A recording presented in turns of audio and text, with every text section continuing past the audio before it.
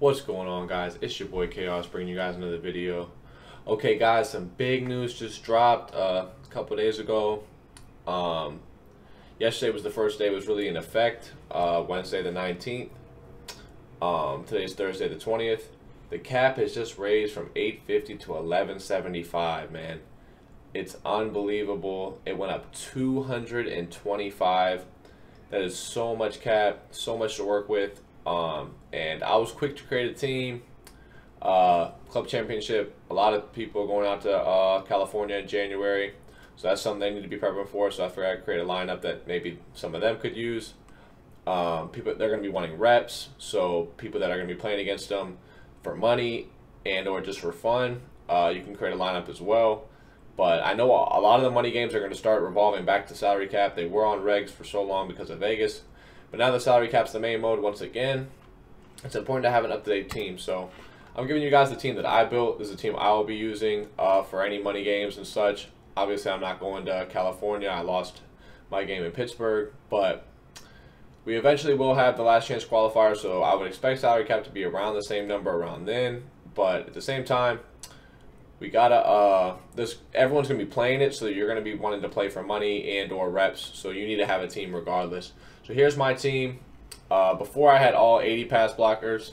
Now they're 90. They're not base 90, but with the play fake chem that you see I have on them, it goes up to 90. So 90 pass blocks is about the best you can really do and all you really need.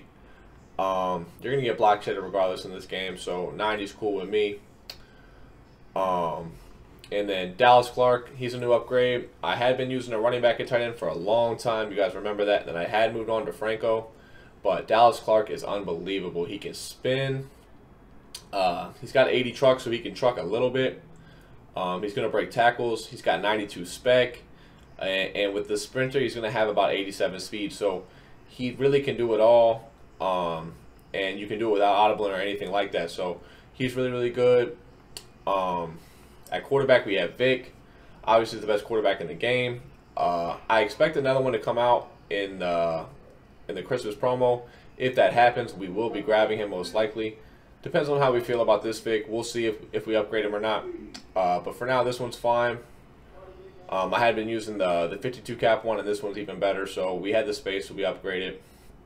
Our receiving core, unbelievable. We have the best Tyreek Hill at 98 speed.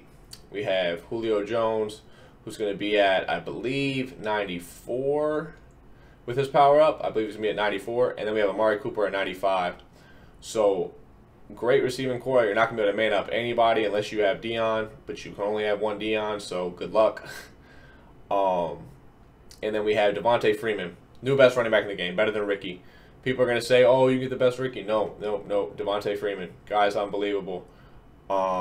He's got high speed. I'm gonna jump in and show you his stats because his stats are unbelievable. He does everything. He's the best back in the game. He's gonna have 94 speed with the sprinter. He's got 93 truck, 92 break tackle, 96 elusiveness. So he's gonna get out of a lot of tackles. 96 spin move, 96 juke move, 92 carrying, so he's not gonna fumble. And then he's got pretty good catching stats. I mean, he's got 77 spec, 71 catching traffic, and then 74 regular. So that's pretty good. So Devonta Freeman's the running back, and then we have the defense. So defense is where I'm going to be picking parts. So basically, I have a full offense. This is my mud offense. I guess my O-line would be a little better, but 90 pass block, and then best tight end in the game, 3 best receivers in the game, best running back in the game, best quarterback in the game. Defense is where I'm kind of picking spots. So I'm still running 3-3-5 odd. I still think it's the best defense. At least personally for me, I can't really adjust that well out of cover 2 this year. I don't like the shell, so it's just easier for me to stay in 3-3-5 odd. I like being able to use my 3 rec at times. Usually I'll make them a hook curl, but I want the 3 rec available. Fact of the matter is, I'm in 3-3-5 odd. So here's the team. Dion moves back to the middle, deep blue safety. So he'll be at strong. He's the best middle strong safety in the game because it's very, very difficult to bomb him because he's at 97 speed. Then we have Ed Reed. Sometimes we'll turn our defense into a cover 2 shell, or we'll end up deep bluing this other safety, just depending on what we're playing. Maybe bunch, and we want to have a shell flipped. So That's why I could use Ed Reed for that. He's not quite as good as Dion, but he's got 93 speed with sprinter, so it's pretty good, and it's sparingly. So I want some speed there, but it's not necessary to have Dion type speed. And then you can do different things with them as far as yellows and hard flats, etc. So Ed Reed's good. Justin Reed, we're going to be using him. Upgraded the user finally. Apke and Ron Parker, there's no reason to be using them with this much cap. You want to have somebody that can tackle a little better and has a little bit more speed to him. So I'm using Justin Reed. If he ever got a power up, I'd be using that for sure. Just keep my eye out for that. And Lawrence Taylor, 72 cap. You guys are probably like, wow, using that Lawrence Taylor. Like, he's looping for me.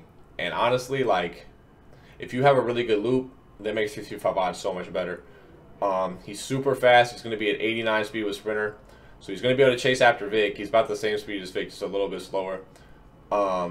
He's got high finesse, high power move. So he's going to, anytime a running back picks him up, he's punching him in the mouth. And even the guards, he's going to block shed real quickly. So he's really good. We have Shaquem Griffin on the outside linebacker spot. Really fast, 89 speed. He's going to come in free sometimes. That's why you want the speed. And then he has decent pass rush stats, over 80 finesse move. So when he does get picked up, he can shed sometimes.